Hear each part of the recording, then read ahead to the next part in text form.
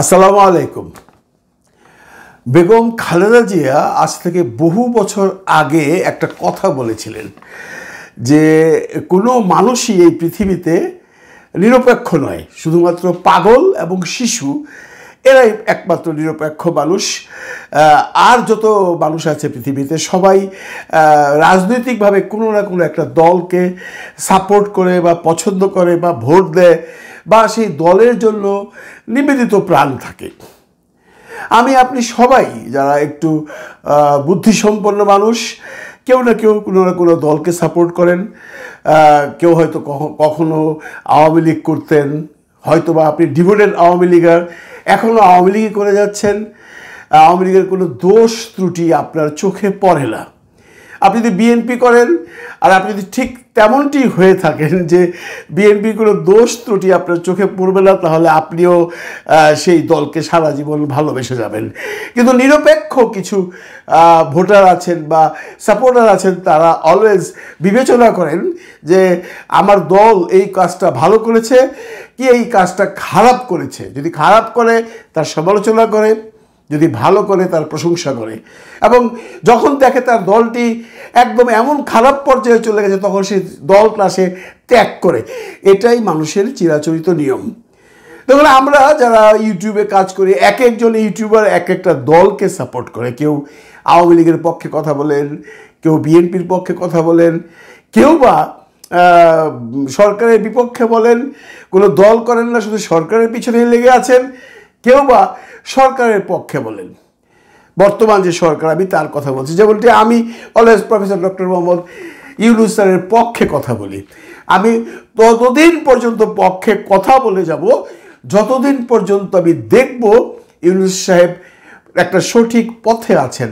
এবং আপনারা যারা ইউনূস সাহেবের বদনাম করেন, এই ইউনূস সাহেব ৯,০০০ কোটি টাকা মেরে দিয়েছে, ইউনিভার্সিটি নিয়ে নিয়েছে, অমুকটা নিয়ে নিয়েছে, টাকা পাচার করেছে, আমি সেগুলো কথাতে বিশ্বাস করব না।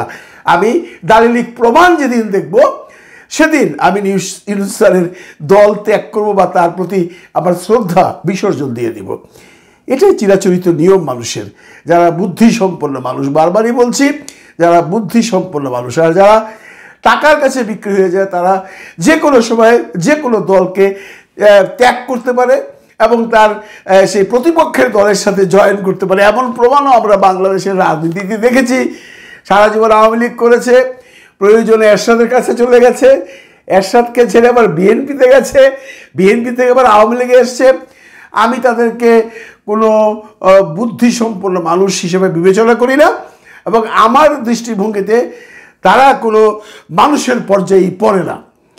হ্যাঁ, যদি আমি এমন অন্ধ হয়ে থাকি যে আমি দালিলিক প্রমাণ দেখছি প্রফেসর ডক্টর মোহাম্মদ ইউনূস ৯০,০০০ কোটি টাকা পাচার করেছেন, এর দালিলিক প্রমাণ আছে এবং এই প্রমাণ সত্যতা প্রমাণিত করে, তখন যদি আমি তাকে সাপোর্ট করি তাহলে আমি আরেকজন বড় মুনাফিক। আমি এতগুলো কথা কেন বললাম বন্ধুরা? আমরা এই রাজনৈতিক বিশ্লেষক যারা আছেন তাদের সবাইকে চিনি। কে কোন দল করেন, কে কাকে সাপোর্ট করেন, এটা নিয়ে নতুনত্ব করে কোনো কথা বলবার প্রয়োজন নেই। কিন্তু এখানে কিছু মানুষ আছেন তারা একবার এক এক দলের কথা বলেন।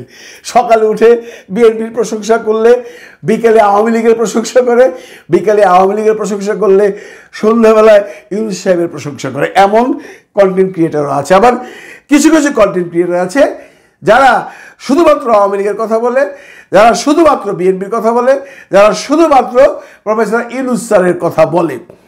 এদের মধ্যে আরেকটা গ্রুপ আছে যারা কখনোই আপনি বুঝতে পারবেন না এরা আসলে কোন দলের মানুষ। এরা এরা এরা এমনভাবে খোলস বদলাবে যে আপনি নিজেই আশ্চর্যান্বিত হয়ে যাবেন যে মানুষটাকে সকালে একরকম দেখলাম, বিকালেই চেঞ্জ হয়ে গেল। আমি এতগুলো কথা কেন বলছি? দেখুন, আমি যখন এই রাজনৈতিক আলোচনা করতে আসলাম তখন আমার বেশ কয়েকজন প্রিয় ব্যক্তিত্ব ছিল বা আছে এখনও। একজন পিনাকি ভট্টাচার্য, একজন ইলিয়াস হোসেন, একজন কনক সারোয়ার সাহেব। এদের মধ্যে কনক সারোয়ারের প্রতি আমার শ্রদ্ধাটা একটু বেশি এই জন্য যে আমার বন্ধু মালেক আফসারি ইউটিউব কন্টেন্ট করে, আপনারা চিনেন অনেকেই। ও আমাকে বলেছিল, কনক সারোয়ার সাহেব জানেন অনেক অনেক শিক্ষিত মানুষ, মানে যতগুলো মানুষ নিয়ে আমরা আলোচনা করি তার মধ্যে সবচেয়ে বুদ্ধিসম্পন্ন, সবচেয়ে শিক্ষিত এবং সবচেয়ে ওয়েটি মানুষ, মানে আলতু ফালতু কথা উনি বলেন না। এবং ওনাকে আমি দেখেছি মালেক আফসারীকে যখন ওনার নামটা সম্বোধন করে তখন বলে কনক সারোয়ার স্যার। ওই মালেক আফসারী কিন্তু কখনো ইলিয়াস হোসেনকে স্যার বলে না বা পিনাকি ভট্টাচার্যকে স্যার বলে না, কিন্তু কনক সারোয়ারকে সে অলওয়েজ স্যার বলে সম্বোধন করে। তো লেচেলে আমার বন্ধু মানুষ, সে যখন কাউকে রেসপেক্ট করে আমি ধরেই নিয়েছি সেই লোকটা রেসপেক্ট পাওয়ার উপযুক্ত, নইলে আফসারি তাকে স্যার স্যার সম্বোধন করবে কেন? তার কাছ থেকে বিভিন্ন ধরনের কথাবার্তা শুনে এবং কনক সারোয়ার সাহেবের বিভিন্ন কন্টেন্ট দেখে আমিও তার ভক্ত হয়ে গেলাম। এবং একসময় আমি আফসারিকে সাপোর্ট করলাম, বললাম যে হ্যাঁ তুই ঠিকই বলেছো, ভদ্রলোক খুব মেপে কথা বলে, খুব সুন্দর উপস্থাপনা করেন। এবং উনি বোধহয় ডক্টর, কিসের ডক্টর আমি জানি না, কিসের ডক্টরেট করেছে আমি জানি না। তো একটা এত শিক্ষিত মানুষ এত সুন্দর করে কথা বলে, রেসপেক্ট পাওয়ারই যোগ্য। আর ওদিকে ইলিয়াস সাহেব তো অনুসন্ধানী সাংবাদিক, তার প্রশংসা করতে করতে তো মুখ দিয়ে ফেলা উঠে যাবে। পিনাকিদার তো কোনো প্রশংসার সীমানাই নাই, কারণ পিনাকিদা যে কথাগুলোই বলেন প্রমাণ সাপেক্ষ বলেন। আমরা ইদানিং মার্ক করছি বন্ধুরা, ইলিয়াস সাহেব পিনাকি ভট্টাচার্য নয়, ইলিয়াস সাহেব বোধহয় একটু আমাদের এই ইউনুস স্যারের প্রতি যে কোনো কারণে বিরক্ত। এবং উনি এর আগে জামাতের আমির জনাব ডক্টর শফিকুর রহমানের উপর একটু বিরক্ত ছিলেন। তবে ওনার বিরক্তিতে আমি খুব একটা মাইন্ড করি না, এই জন্য যে উনি কখনো কখনো নিজের আবেগ দিয়ে অনেক কথাগুলো বলে ফেলেন যেটা হিতে বিপরীত হয়। আমি ওনার সম্পর্কে আজকে কোনো আলোচনা করতে চাই না। আমি আজকে আলোচনা করব ডক্টর কনক সারোয়ার সম্পর্কে। এই যে কনক সারোয়ার সাহেব এত সম্মানিত একজন মানুষের আজকে একটা কন্টেন্ট দেখলাম ওনার চ্যানেলে, যেটা আমার মনটা ভেঙে গেছে। মনটা ভেঙে গেছে এই জন্য, উনি কার কন্টেন্ট করেছেন, কেন কন্টেন্ট করেছেন, কি কারণে করেছেন, কি উদ্দেশ্যে করেছেন আমার জানবার বিষয় নয়। আমি পুরো কন্টেন্টটা দেখার পর আমি কমেন্ট সেকশনে গেলাম। কমেন্ট সেকশনে গিয়ে আমি কমেন্টগুলো পড়ে এত আহত হলাম যে আমার রেসপেক্টেড এই মানুষটাকে মানুষ এভাবে অপমান করছে, এভাবে গালি দিয়েছে, এত গালি দিয়েছে যে বলে শেষ করা যাবে না।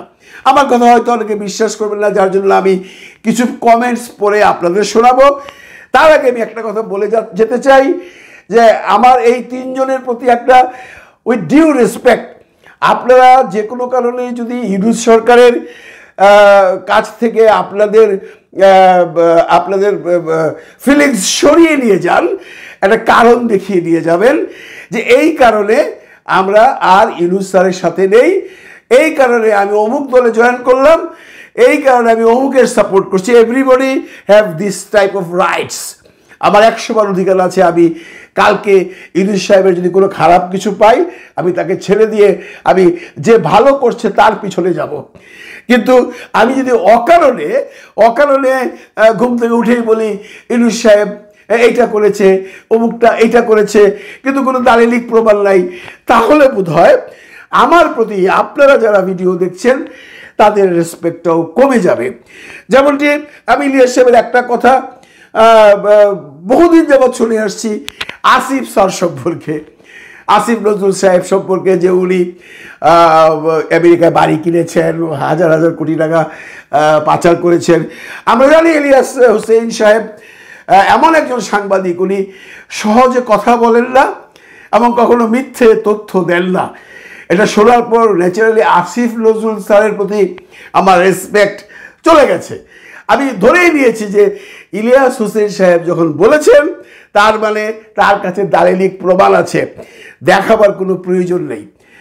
কিন্তু তার 3 দিন পরেই যখন আমি আসিফ নজরুল স্যারের একটা ইন্টারভিউ দেখলাম, ওখানে উনি চ্যালেঞ্জ করলেন যে আমার স্ত্রী সন্তানের নামে কোনো সম্পত্তি আমেরিকাতে নেই, আমার স্ত্রী সন্তান কখনো আমেরিকাতেই যায় না, এবং আপনারা খোঁজ নিয়ে দেখতে পারেন, স্কুলে খোঁজ নিয়ে দেখতে পারেন আমার ছেলে সন্তানরা তারা কখনো অ্যাবসেন্ট ছিল কিনা বা তারা দেশ ত্যাগ করেছে কিনা।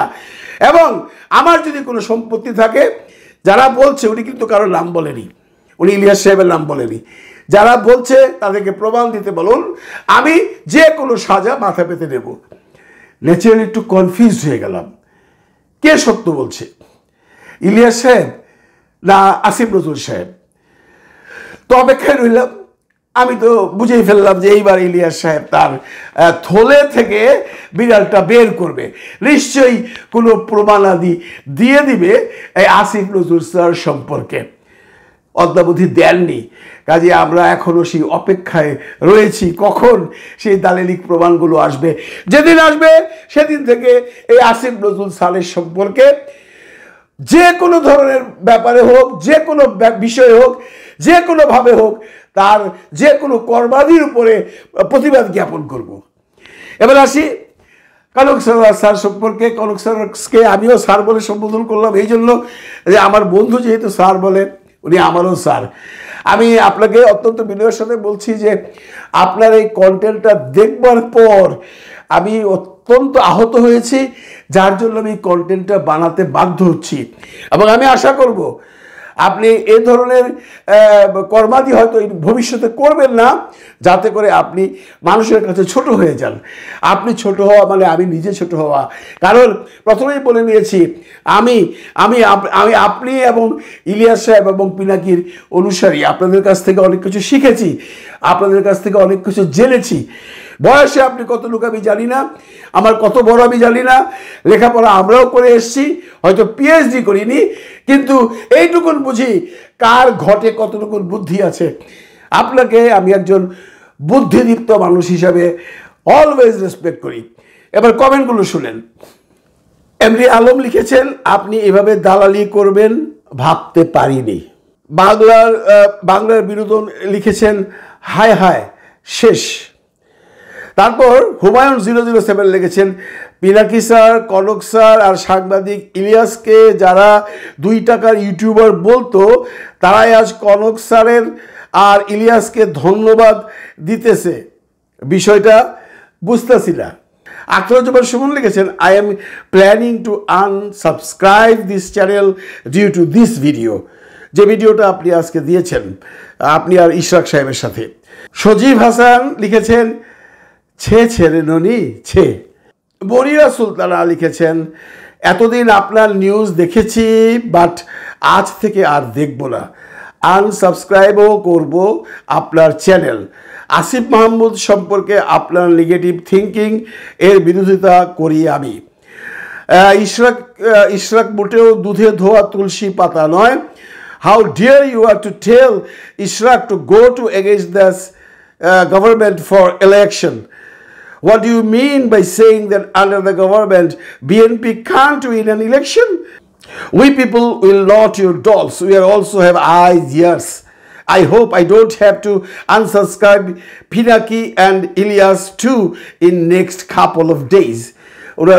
উনি কিছুদিনের মধ্যে পিনাকি এবং ইলিয়াস হোসেনকে আনসাবস্ক্রাইব করবেন বলে থ্রেটনিং করেছেন। এগুলো খুব খুব ব্যথা দেয় মনে। কাউসেল বাংলাদেশ লিখেছেন, ইউটিউব সাংবাদিকদের সমস্যা একটাই, ভিউ আর ডলারের জন্য ভিডিও বানায়। আপনার এই ভিডিও বাংলাদেশের কোনো কাজেই আসবে না, বিএনপি বাংলাদেশের কোনো কাজে আসবে না, এটা তার ব্যক্তিগত মতামত। তারপর জাকির মজুমদার লিখেছেন, কনক ভাই মানুষের কাছে গ্রহণযোগ্যতা হারায়েন না প্লিজ। তারপর খলিল মোহাম্মদ লিখেছেন, কনক ভাই সুতের বিপরীতে যায়েন না, নির্বাচন অবৈধ হলে মেয়র অবৈধ হয় কেমন করে? মানে ইশরাক সাহেবের মেয়র নিয়েই আপনি যেটা করেছেন যে ইশরাককে কেন মেয়র করা হলো না, এবং 2 আসিফ মিলে প্রতারণা করছে, হয়তো বা অনেকে আপনারা দেখেছেন।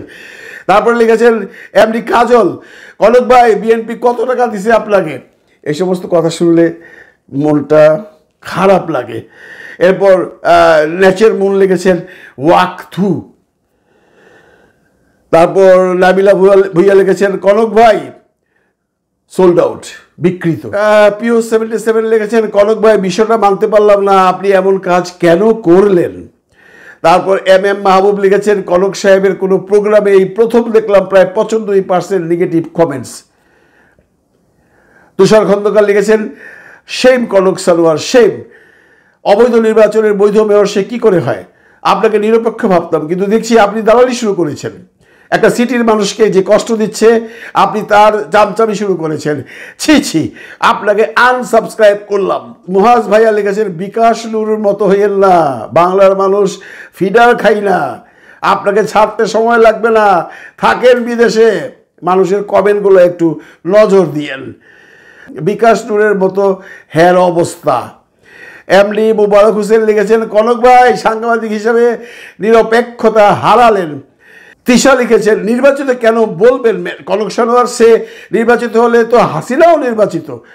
এরকম অনেক অনেক আছে। এর মধ্যে কিছু কমেন্টস আছে, 5% কমেন্ট আছে আপনাকে প্রশংসা করেছে, ইশরাক সাহেবকে প্রশংসা করেছে, কিন্তু ম্যাক্সিমাম কমেন্টের যেটা রেজাল্ট সেটা হলো আপনি সাদাকে সাদা কালোকে কালো বলতে পারেননি। অত্যন্ত দুঃখিত হয়েছি, অত্যন্ত ব্যথিত হয়েছি। আমরা আশা করব আপনারা ঠিক পথ নির্দেশনা দিবেন আমাদের, যাতে আমরা সেই পথে হাঁটতে পারি। ভালো থাকবেন সবাই, ভালো রাখবেন সবাইকে। আল্লাহ হাফেজ।